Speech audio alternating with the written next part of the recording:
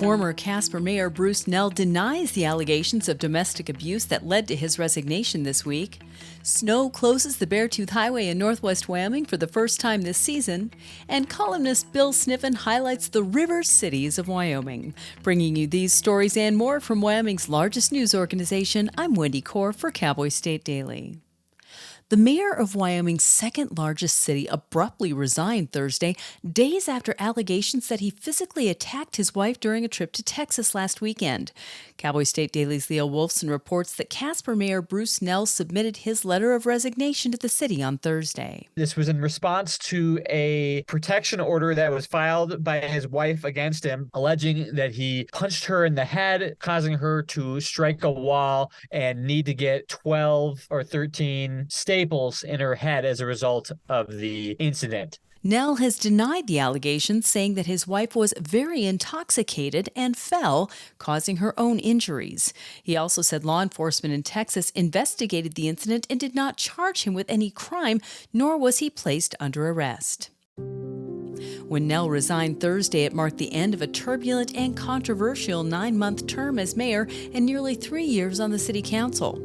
Nell told Leo Wolfson that he's frustrated that the public seems to have already judged him guilty of the allegations and that other members of the Casper City Council and personal friends have abandoned him in light of the new allegations. Nell felt that the court of public opinion had already left his side and that he had no choice but to resign over the allegations, although he vehemently denies the allegations. And he says he is absolutely innocent, which will be proven at some point down the road in the court of law. On Friday, Ray Pacheco was named the new acting mayor of Casper. Pacheco previously served as mayor in 2022 and 2018 and told Cowboy State Daily he will let history judge Nell's legacy. An attorney for Wyoming's Albany County government is arguing that its settlement agreement with the Laramie woman whose son was killed by a deputy sheriff should remain secret. Deborah Hinkle, the mother of the late Robbie Ramirez, launched a wrongful death lawsuit in 2020 against the Albany County Sheriff and Commission and against former Albany County Sheriff's deputy Derek Colling. The lawsuit came 2 years after Colling tased, then shot and killed Ramirez after a traffic stop in Laramie in November of 2018. By June 2022, the parties had entered into a confidential settlement agreement ending the lawsuit.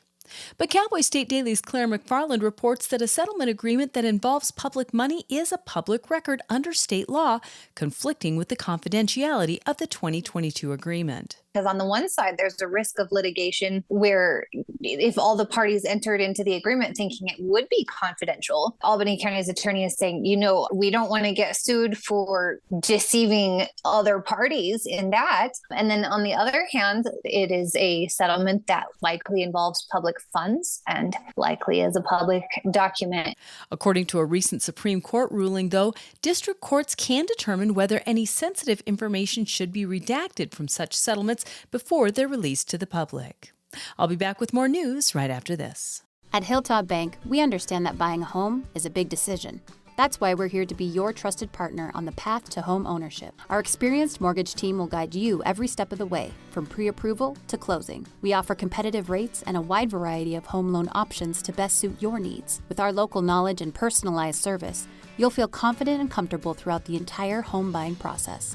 Contact us today to start your journey toward home ownership. Hilltop Bank, member FDIC, equal housing lender. Wyoming doesn't have a law against necrophilia.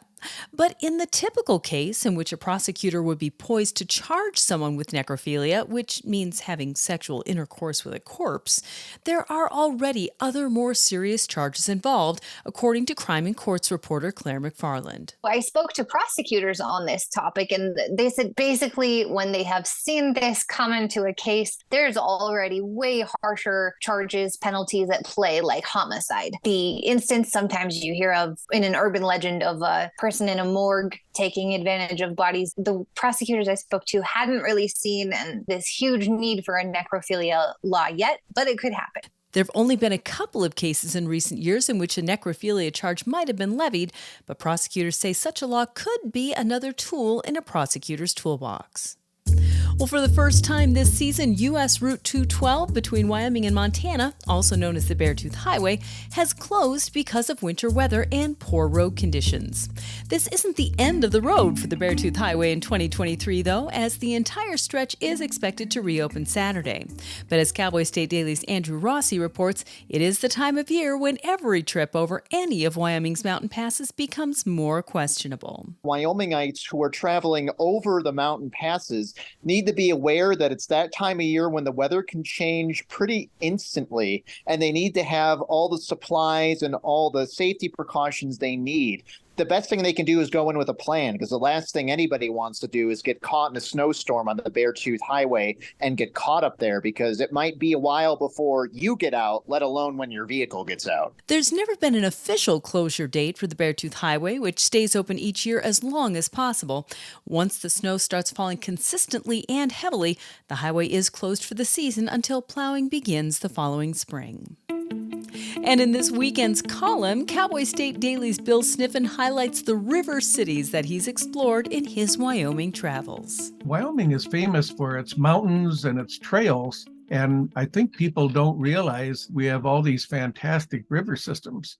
But what also is fantastic is how many of our towns and cities have actually capitalized on these rivers and made them into beautiful areas. Places like Casper with the North Platte, and Grable with the Bighorn, and even Little Hewlett with the Belle Fourche, and Green River and Evanston have done wonderful things with both the Green River and the Bear River. Lander with the Paposia, Cody with the Shoshone. That's what my column is about. It's just how all these towns have really done wonderful ways of emphasizing and enhancing the river experience.